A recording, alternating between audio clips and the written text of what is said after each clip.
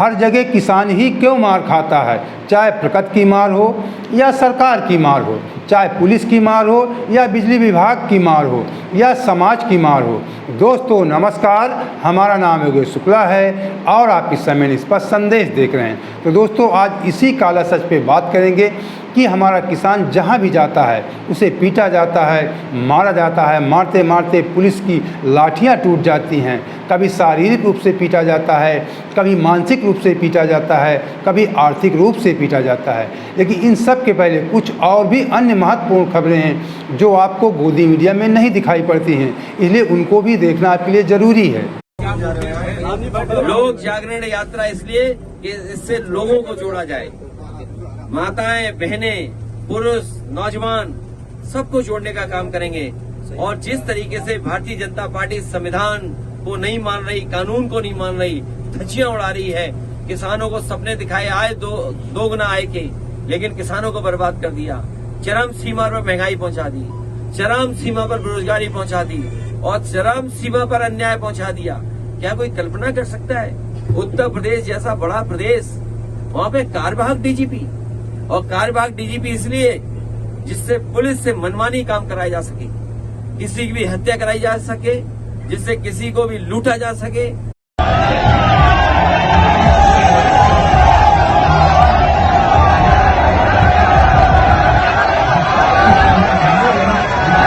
I am not interested so much in telling you what I believe.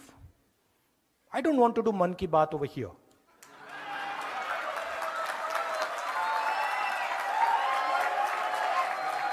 Right? I am interested in आपके मन में क्या है.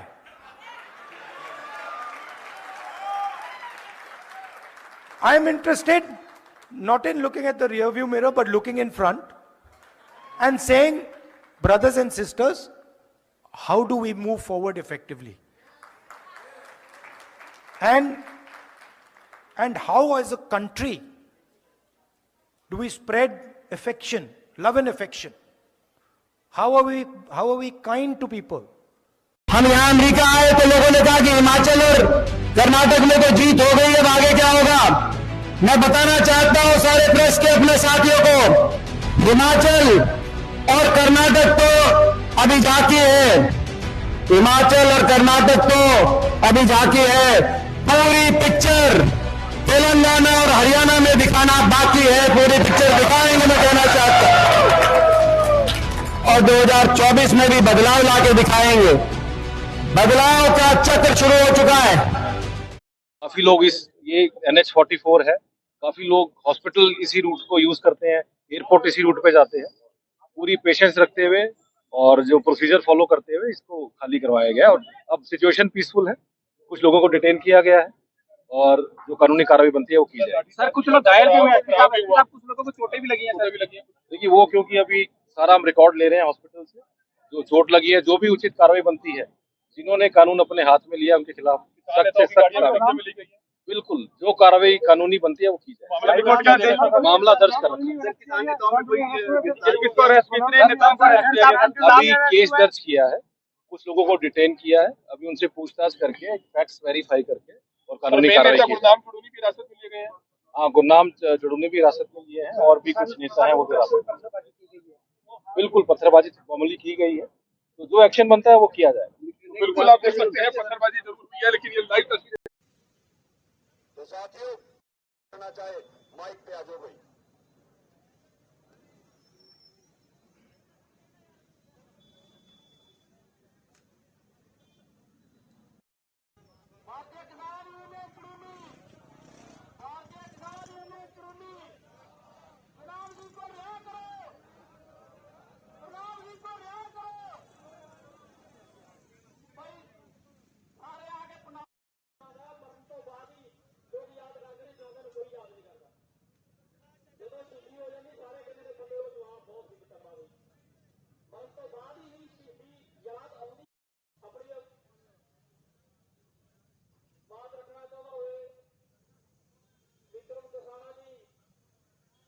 सरकारों ने जिन किसानों को गिरफ्तार किया, जिन नेताओं को गिरफ्तार किया, उनको तुरंत रिहा करें।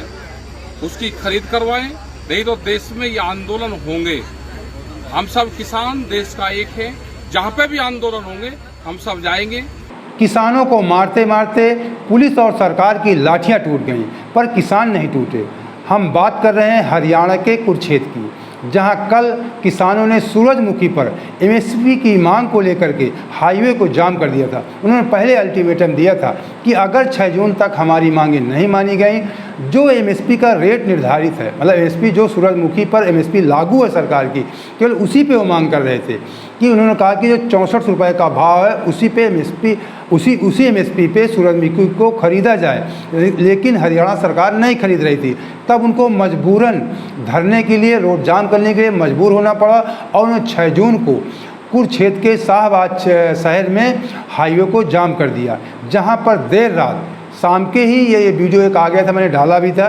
जो किसानों के बड़े नेता हैं किसान यूनियन के, गुरनाम सिंह चाडूनी, उन्होंने कहा था कि हो सकता है पुलिस हम पे बल प्रयोग कर सकती है, और पुलिस ने वही किया जो उनको आशंका थी। उन्होंने कहा कि अगर पुलिस बल प्रयोग करती है तो हम पूरे हरियाणा और पंजाब में धरना प्रदर्शन करेंगे। और आपको बता दें कि रात 9 बजे, यानी 6 जून की रात 9 बजे किस तरह पुलिस ने बर्बरता दिखाई और लाठियां बरसाई, इस कदर लाठियां बरसाई कि तमाम बुजुर्ग किसान थे उनको बहुत ज़्यादा चोटें आई। यहाँ तक कि जो किसानों के बड़े नेता हैं गुरनाम सिंह चाडूनी, उनकी पगड़ी तक रोड पर गिर गई और उनको घसीटते हुए टांग कर ले जाया गया। गुरनाम सिंह चाडूनी एक जाने माने नाम है, किसानों के बड़े नेता हैं। आपको बता दें कि राकेश टिकैत जी से भी सीनियर नेता हैं, और उनके साथ जब ये हाल हुआ है तो आम किसानों के साथ, आम किसान जो कार्यकर्ता हैं उनके साथ क्या हाल हुआ होगा। उनकी एक जायज़ मांग थी। फिर उसके बाद राकेश टिकैत का भी ट्वीट आया, रात में ही ट्वीट आया। उन्होंने कहा कि अगर जो किसानों को पुलिस ने जिन किसानों को अरेस्ट किया है उनको अगर तत्काल छोड़ा नहीं गया तो एक विशाल आंदोलन होगा। और जो हमें जानकारी है सूत्रों के हवाले से कि आज राकेश टिकैत जी कुरुक्षेत्र पहुंचेंगे, और उन्होंने तमाम क्षेत्र के तमाम किसानों से आह्वान भी किया है कि वहां पहुंचें, और इस रणनीति का वहां पे आज खुलासा किया जाएगा कि किसान आगे क्या करने वाले हैं। जो किसानों को वहां पीटा गया और तमाम किसानों को अरेस्ट किया गया, और अभी तक गुरनाम सिंह चाडूनी गिरफ्तारी में है, तो इन सब के खिलाफ आज किसानों का एक विशाल धरना प्रदर्शन वहाँ कुरुक्षेत्र में होगा, और आगे की रणनीति भी तय होगी कि आगे हमें क्या करना है। तो जब मैंने शुरू में कहा था कि हर जगह किसान ही क्यों मार खाता है, उधर प्रकृति से मार खाता है। प्रकृति से आप लोग देखते होंगे कि साल में एक आध मार किसान को ज़रूर पड़ती है, चाहे उधर ठंड में जो ओला गिरता है, पाला, जो भीषण ठंड गिरती है, जब कोहरा वगैरह गिरता है तमाम किसानों की फसल उसमें भी नष्ट हो जाती है, या जब भीषण बरसात होती है। पता लगता है कि धान की फसल, जैसे चावल या धान की आप लोग समझते हो, धान की फसल जब कभी कभी तैयार हो जाती है, कटने का समय होता है लास्ट में सितंबर अक्टूबर के आसपास, तब भयंकर कभी कभी बारिश, कई बार हमारे साथ भी हुआ है, इसलिए हमको अनुभव, इसलिए आपसे हम चर्चा कर रहे हैं। हमारी भी कई बार फसल ख़राब हुई है कि भयंकर बारिश हो जाती है और धान गिर जाते हैं नीचे ज़मीन पर, और उसके ऊपर से पानी बह जाता है, धान काला पड़ जाता है, बेकार हो जाता है, किसी भाव का नहीं रहता। तो कभी न कभी साल में एक आध बार किसानों के ऊपर प्रकृति की मार तो पड़ती ही है, और सरकार की मार तो पूरे वर्ष पड़ती ही रहती है। हर साल, हर उसमें देखते होंगे, हर सीज़न में देखते होंगे आप कि जब किसान की फसल तैयार होती है तो औने पर एमएसपी पे तो वही किसान बेच पाते हैं जो कुछ बड़े किसान होते हैं, लेकिन देश में सब बड़े किसान नहीं हैं कि सबके पास 40-50 बीघा, 100 बीघा, 400 बीघा खेत हैं। अधिकांश किसानों के पास 2 बीघे, 4 बीघे, 5 बीघे, अधिकतम 10 बीघे तक खेत होते हैं। वो लोग औने पौने भाव में जो बीच की बिचवनियाँ होते हैं, सेठ महाजन जिन्हें आप कहते हैं, अगर गेहूँ एमएसपी रेट पे या मान लीजिए मंडी में 24 रुपये 23 रुपये में, तो 19 रुपये 20 रुपये या 21 रुपये में ख़रीदते हैं। तो इधर प्रकृति की भी मार से उन्होंने मार खाया, और मैंने कहा समाज से मार खाते हैं। तो समाज भी जो बिचवनियाँ होते हैं ये भी किसान को लूटते हैं, तो ये समाज की मार पड़ती है। उनसे 2-3 रुपये प्रति कुंटल या प्रति किलो जो बीच के बिचवनिया सेठ महाजन होता है वो भी खाता है। प्रकृति की मार पड़ती है, समाज की मार पड़ती है। और अगर अपने ऊपर कभी उनको कोई अन्याय हुआ किसी सरकारी विभाग के ऊपर, तो अगर वो धरना प्रदर्शन अपनी मांग को लेकर 100, 50, 10, 20 किसान जाते हैं तो तुरंत उन पर लाठी चार्ज करवा दिया जाता है पुलिस के द्वारा। और बिजली विभाग की भी मार खाते, मैंने कहा कि बिजली विभाग की भी मार खाते हैं। आज आप देखते हैं कि किसानों की ये बिजली समस्या लेकर बहुत बड़ी समस्या पूरे देश में है। कभी उनको बिजली समय से मिलती नहीं है। जब उनके पलेवा का समय होता है, गेहूं के या धान रोपाई का समय होता है, तो उनको बिजली टाइम से नहीं मिलती है। अगर वो धरना प्रदर्शन करने जाते हैं तो उनके ऊपर पुलिस लाठियां बरसाती है। और बिजली विभाग भी कभी आए दिन आप लोग उनके बिल ख़राब कर देती है, फिर ये कर दे, फिर समझौता करवाती है, कभी आधे में, कभी कहती कि आपका बिल इतना हो गया, 1,50,000 दीजिए। इस तरह की बीमार बिजली विभाग के द्वारा आज दिन किसानों के ऊपर पड़ती रहती हैं। इसके साथ साथ सरकार की मार तो ज़बरदस्त इतनी पड़ती है कि किसान की रीढ़ ही टूट जाती है। सरकार एमएसपी के रेट पे पहली बात तो ख़रीद नहीं कर पाती है सभी किसानों की। दूसरी बात, सरकार आप लोग देखते होंगे कि सरकार जितना इधर एमएसपी पे कुछ अगर कभी बढ़ा भी देती है तो उससे 10 गुना, मैं कहता हूँ 2-4 गुना, 10 गुना, कभी खाद के नाम से, कभी बीज के नाम से, कभी तमाम फसल बीमा के नाम से किसानों को सरकार लूटती ही रहती है। सरकार केवल किसानों को गुमराह करती है, देती कम है, किसानों को लूटा ज़्यादा जाता है। अधिकांश, मैं कहता हूँ हज़ारों में, लाखों में शायद किसी को फसल बीमा मिलता हो, लेकिन प्रतिवर्ष प्राइवेट कंपनियां, सरकारी कंपनियों के द्वारा किसानों को हमारे लुटवाया जाता है। ये सरकार के द्वारा, सरकार की ज़बरदस्त आर्थिक मार दी जाती है किसानों के ऊपर। तो सबसे बड़ी मार जो होती है सरकार के द्वारा दी जाती है किसानों को, आर्थिक रूप से उनकी कमर तोड़ दी जाती है। एमएसपी के नाम पे कभी 1-2 रुपये 50 पैसे बढ़ा दिया जाता है, लेकिन उनसे खाद ज़बरदस्त, एक सरकार को बढ़ाना है अपने हिसाब से, किसान को मजबूरन लेना है। खाद के दाम बढ़ा दिए जाते हैं, यूरिया DAP के दाम बढ़ा दिए जाते हैं, बीजों के दाम बढ़ा दिए जाते हैं। और उनके जो प्राइवेट बीमा कंपनी, उनका ठेका होता है कि आपको उत्तर प्रदेश देखना, आपको हरियाणा देखना, आपको पंजाब देखना है, आपको बंगाल देखना है। इनको टेंडर टाइप दे दिया जाता है कि आपको ऑटोमेटिक आपके जो आपकी सीसी बनी होती है, आपका किसी तरह का अकाउंट होता है, उसमें आपका बीमा, आपके फसल का बीमा कर दिया जाता है इन प्राइवेट कंपनियों के द्वारा। कहीं रिलायंस, कहीं टाटा, कहीं बजाज, इन कंपनियों के द्वारा आपका बीमा कर दिया जाता है। ये जबरन किसानों से वसूली की जाती है। बीमा शायद ही किसी लाखों एक में किसानों को मिलता हो।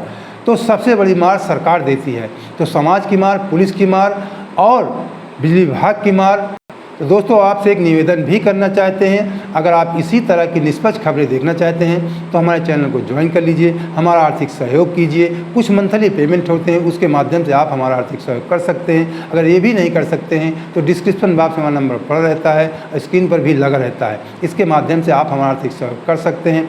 बगैर आपके आर्थिक सहयोग के निष्पक्ष मीडिया इस दौर में कितना चलाना कठिन है, ये आप सब जानते हैं। जय हिंद, जय भारत।